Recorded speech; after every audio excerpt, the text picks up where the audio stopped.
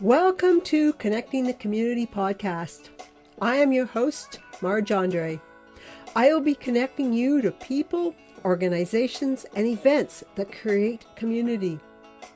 I am creating this podcast in Richmond Hill, an eclectic and very culturally diverse community with lots of trees and streams and interesting people, just up the hill from Toronto. On this podcast, I am fortunate to be able to talk with three people about the soon-to-be-released book, Hope by Terry Fox. There will be a book launch with these three people on Wednesday, September the 4th. We'll talk about the book launch in a bit, but joining me today is the editor, author of the book, Barbara Adhiya, and the publisher, Sanjay Burman of Burman Books, and a longtime friend, Glemena Bettencourt, who is featured in the book. So welcome, Barbara, Sanjay, and Glemena. Hi, Marge. How are you? Yeah, very good, Sanjay. It's very good to meet you. And Glemena, it's good to see you again. Hello. It's been a couple of days since I've seen you, so all's good. Okay. Okay, let's get started with really telling this story, this Terry Fox story. I feel like I know it. So why another book? So Barbara, can you give us an overview of the book? And I'd like to know what now, 44 years after Terry's Marathon of Hope, you've written this book. Yes, well, as the book is made up of interviews of 50 different people that were from many different aspects of his life, his childhood, his girlfriend, his coaches and mentors, many as well who were never interviewed about him. And of course, they tell stories that have never been heard before, and they provided wonderful letters and postcards, these beautiful items that no one has seen before. And we have to remember that really there's only a handful of Terry Fox books out there for adults. There are many made for children, but there are really, I believe, only 4 books for adults that have been made over the years. And so really this book is to emphasize not just the run, which we all kind of know the story, but I wanted to dig deeper into who Terry was as a human being and how he did what he did. And from what I discovered, it's very useful information for all of us to take some lessons in life from. Okay. So, what were you compelled? Was there something about the Terry Fox story? Do you have any connection with the whole what happened? Well, I actually am an editor for Burman Books for a couple of years, and it's Sanjay Burman who worked with the Fox family over the journal. Okay, so that explains that. So I'm like, why are you doing this? So thank you. Okay, Sanjay, I did Google Burman Books, and my first thought was, I really think you would have liked to have known Terry Fox. Please tell us how you got involved with this whole project. So there are 2 documentaries about him, and I've seen them both, I don't know, 20, 30 times each.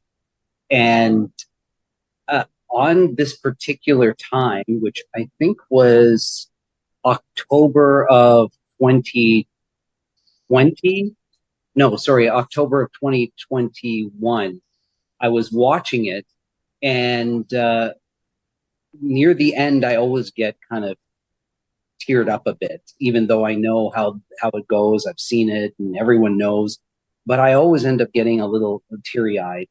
And on this particular night, I was watching it, and in one of the docs, they mentioned how he was writing in his diary.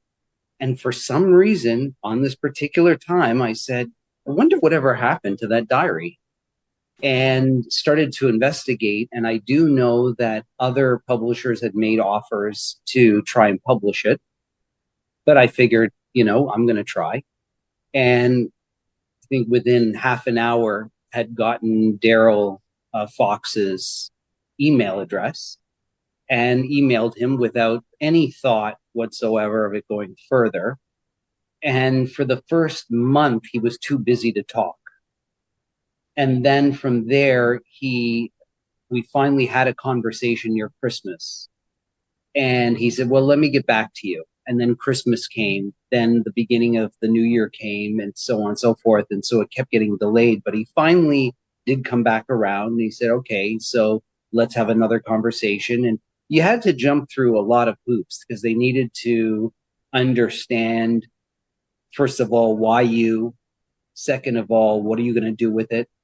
And third of all, do we trust you? Mm-hmm. And so once we got through all of that, which took about 4 months, then came the next stage of the contract negotiations, all of that. Once that got dealt with, then it was kind of going through the diary and thinking, this is a very big project. This is much bigger than I had anticipated. And you sort of need somebody who's a voracious reader, B, has the ability to investigate a little further.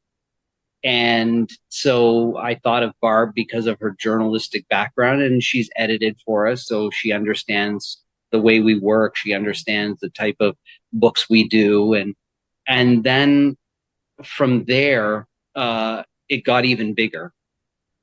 And so I went back to the mentor who taught me publishing 25 years earlier, and said, you spent a lot of time with me. You helped me. You would take me to bookstores and show me how this cover works and that cover doesn't, and this trim size works.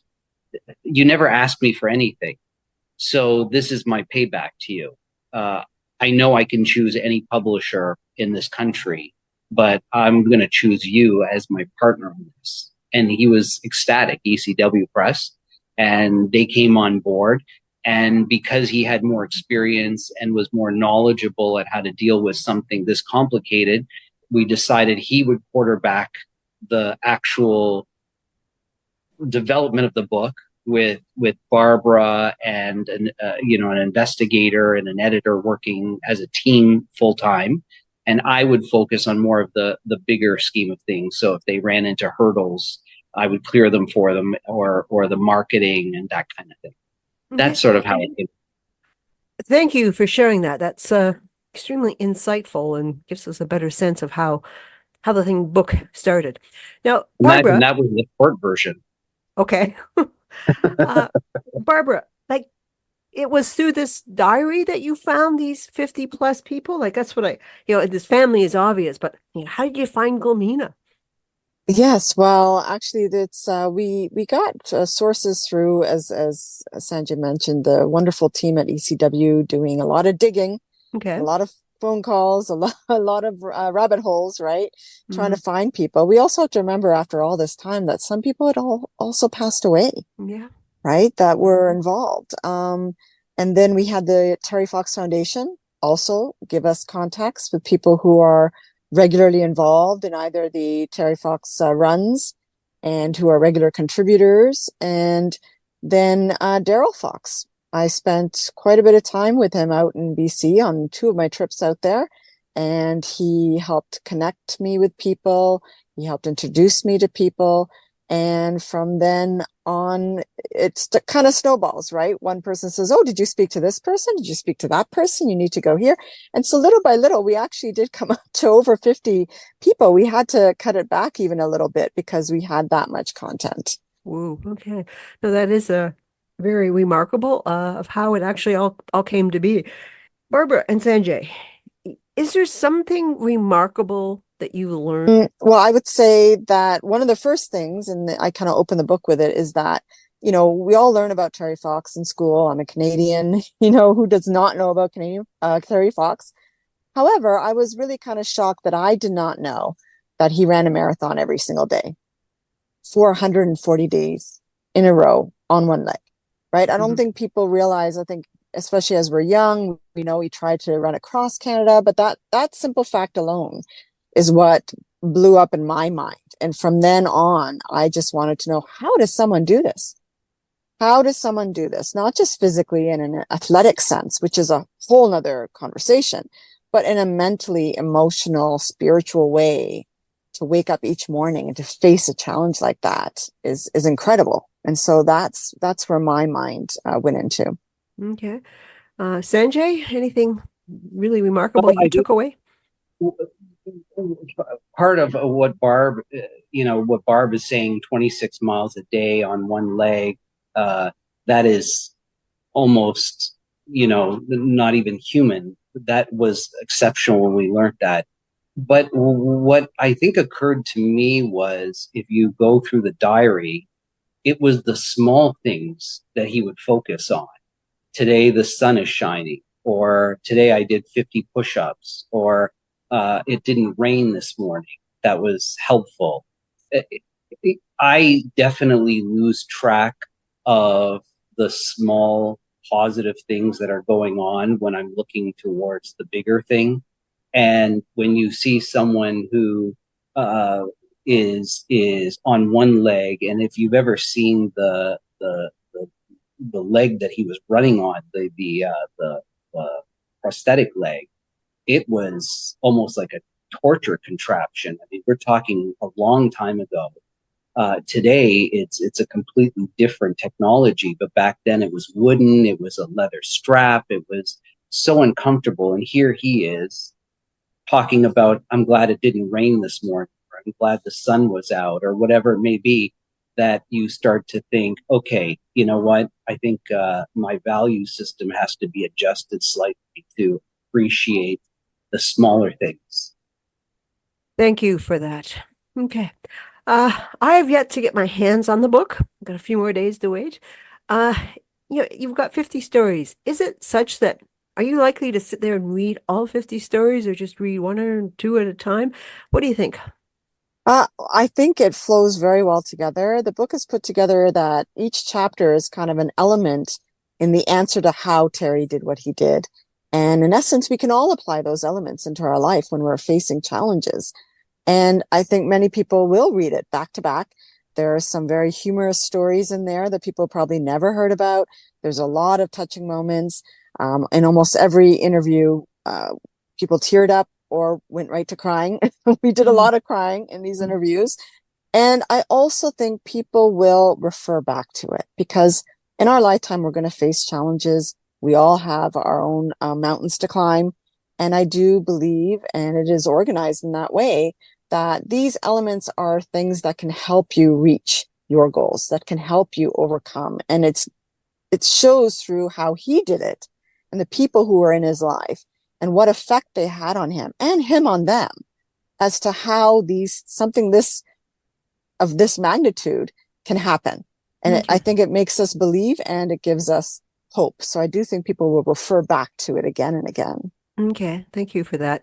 Now, I've asked you about what you found remarkable, but is there also some common themes in everyone's stories? Like you've sort of touched on that, but is there one thing Yes.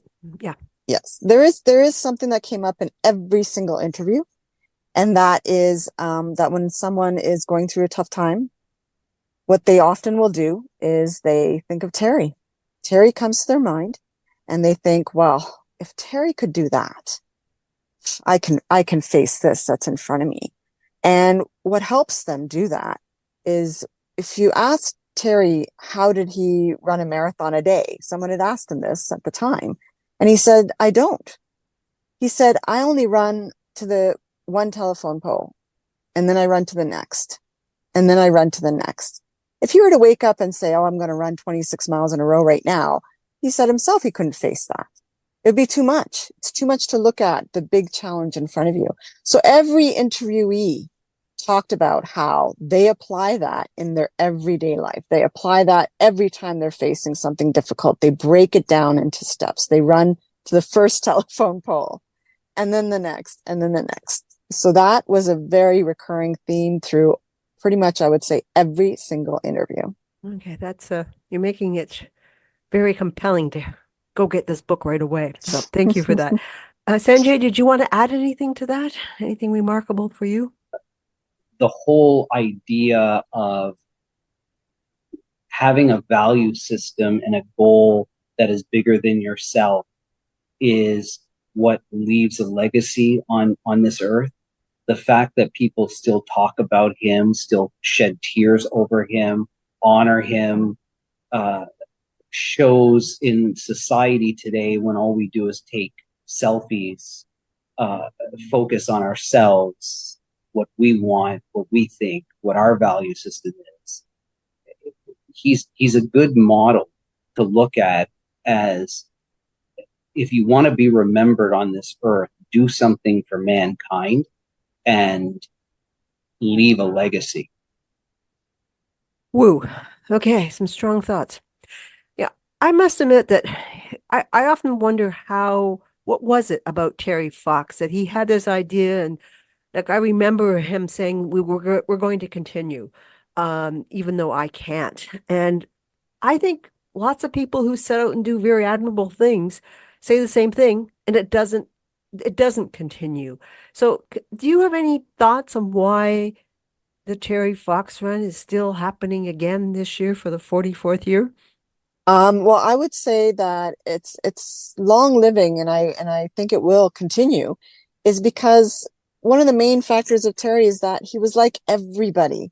He was very insistent on that fact. I'm no different than anybody else, you know? And he was a kid. You have to remember, he was 21 years old when he did he was a kid.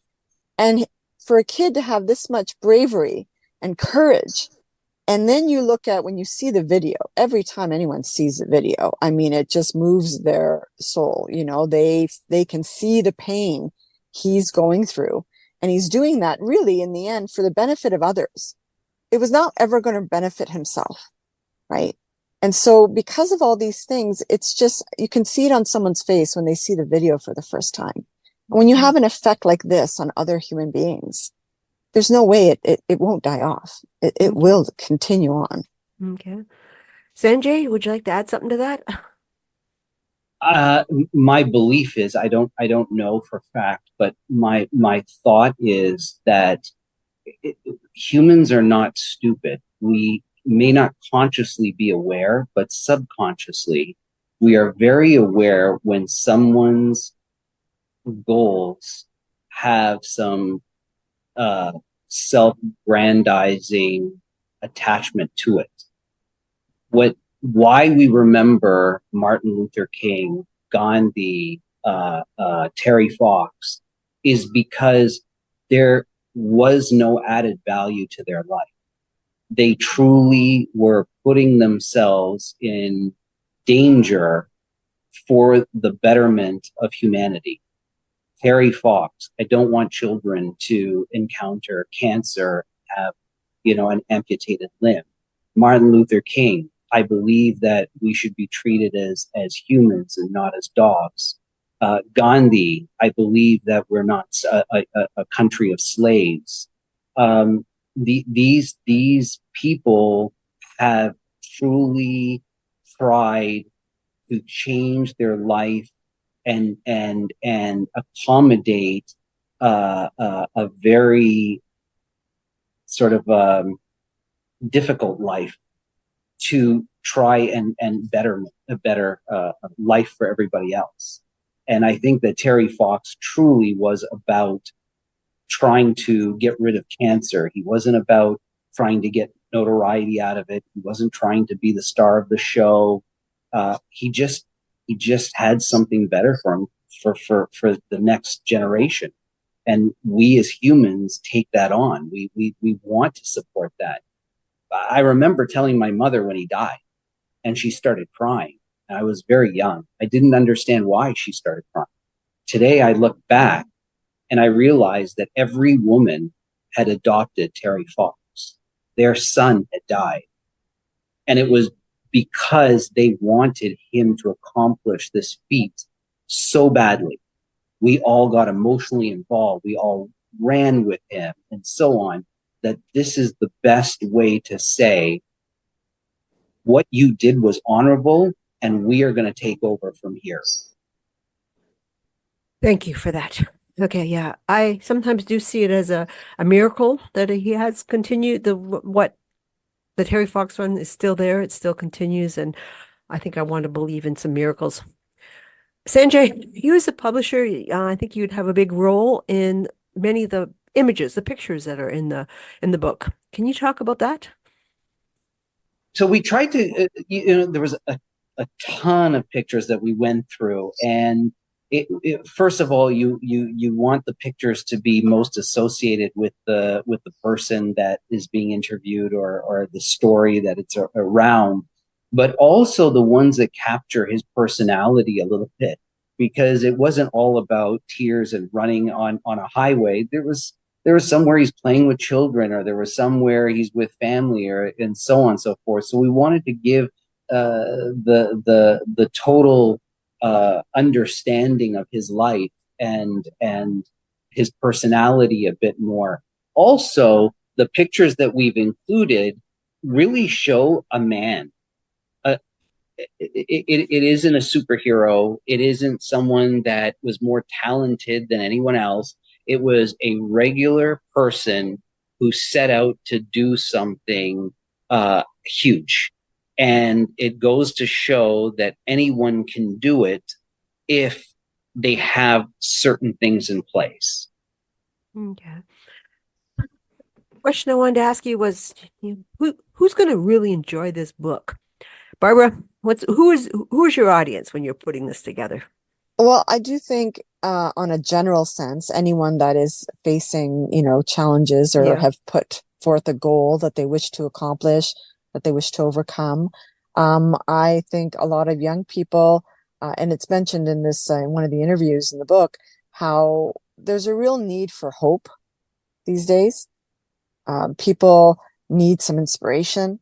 They need some motivation, especially the young adults who are starting out their lives and may really look forward and think that there's a lot ahead of them that they may not be able to handle, or how are they going to do it?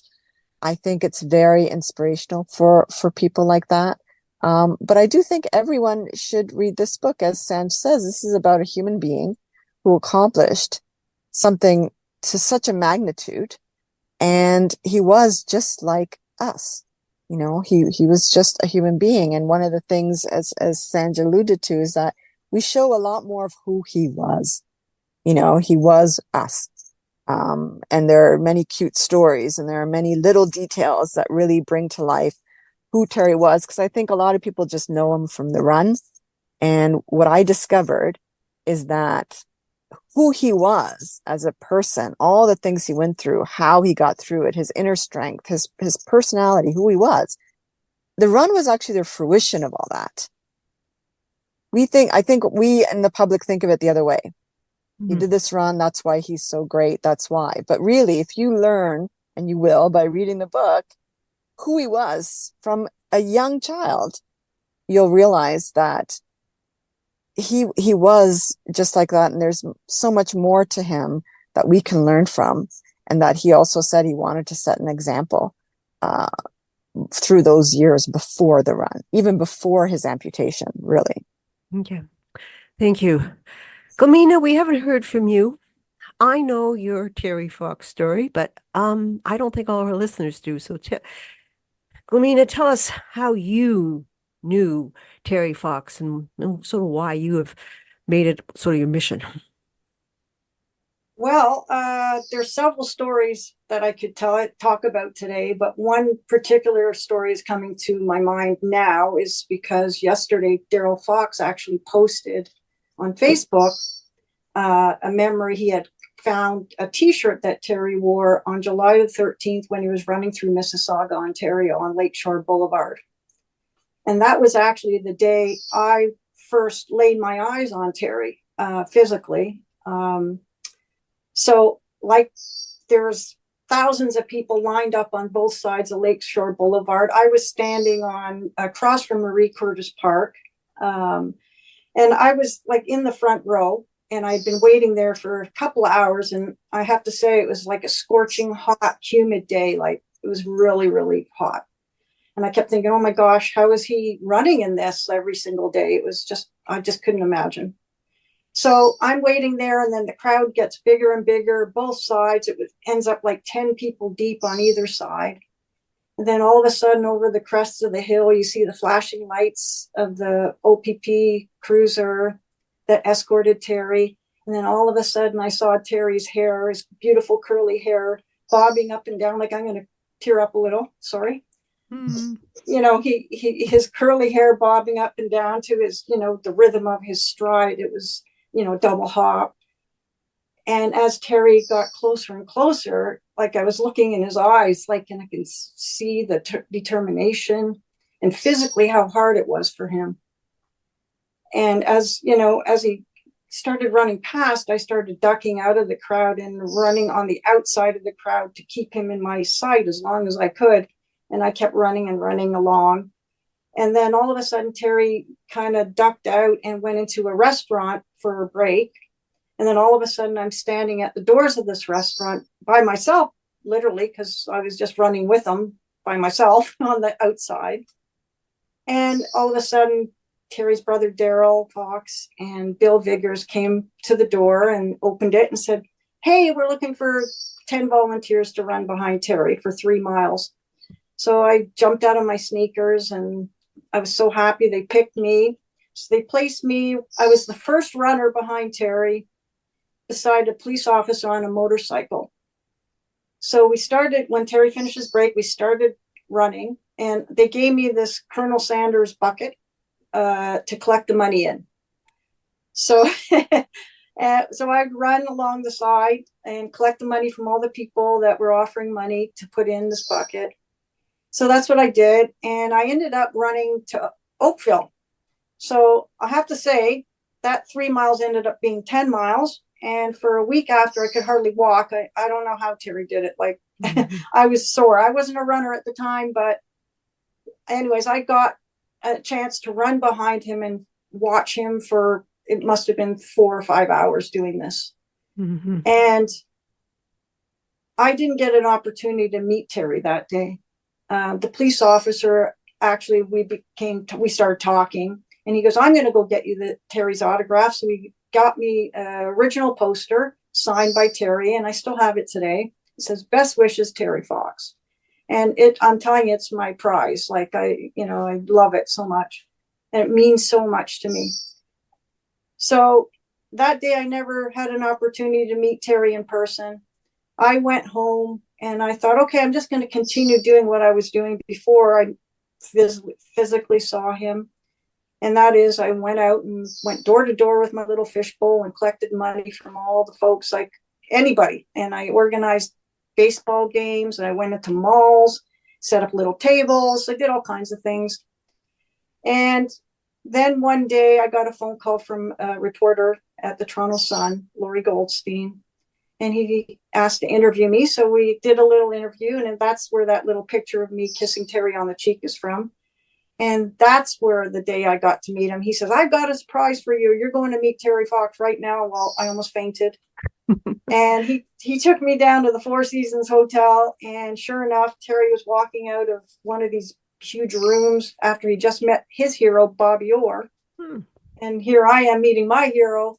And we went face to face, and Laurie was telling Terry what I was doing. And Terry said, "Come and help." So the next day, of course, I jumped on board in Georgetown, and I kind of followed along, like through Richmond Hill, all the way up to Parry Sound. And keep in mind, that took about 3 weeks, but I would come on and off because I had my own car. I could drive home and back. Like, I never stayed overnight. I didn't want to be in the way. It wasn't anything like that. But yeah, I got a lot of time to spend with Terry. I have pictures of him and I sitting there, and I'm giving him his birthday gift. There's so many stories. I have so many. But I'll leave it at that. You have to buy the book. You have to read you have to buy the book to finish the story. Okay. Thank you so much, Glemena, for sharing that. I hadn't heard all of that. So that is so great. So on Wednesday, September the 4th, we're going to have an opportunity to meet you guys. Sanjay, are you coming as well? I will be there. Excellent. So Sanjay and Barbara and Glemena, of course, we're going to be at the Terry Fox Memorial there in Ranson Park. And Barbara, you've been there. You guys have, and Sanjay, you got to see the trip, what Richmond Hill has done. What do you think of it? I think it's a fantastic place. The only problem is getting anywhere from Toronto takes 4 days. But Richmond Hill has great restaurants, great people, great places, a lot of families. I love it there. Okay. And Barbara, Uh, what's your opinion of Richmond Hill and I the would have to Terry Fox? say, yeah. Well, I would have to say in my journey in the past year and a half of doing this book, I did see obviously many other, monuments and parks. And, we visited a lot of those, and there's still many, I'm sure, that I haven't seen yet. But I was actually just there with Glemena yesterday, and we sat and we were talking. And, there's a little pathway on the ground, and it stops at a certain spot, and then it continues on in a different color. So that marks like how far he ran. And then the rest runs where he should have, could have, might have been able to have made it to home. And he also is placed right where Richmond Hill kind of is, as far as they can guesstimate on the map, right? So it's very special to Richmond Hill. It is centrally located, as San says, right off Yonge Street. And it's really a very beautiful, calm place. I like that there's a backdrop that they made when they asked, what does Terry Fox mean to you? And there's all people's sayings and words, and they're all so inspirational. And, you tear up just reading that. And I know Glemena worked very hard with Richmond Hill, with the artist to do the actual, face and the move and it's hard to capture sometimes, but it's really a glorious and beautiful statue there as well. So it's very intimate. I guess that would be the best word I could say. It's intimate and heartfelt. Very good. Thank you for describing it so well. So, yeah, so I'm looking forward to seeing you. It starts at 8 o'clock, and you can buy the books, cash or debit. So that's good. Looked at the weather forecast, and it looks like it's supposed to be a good, very nice evening for coming out.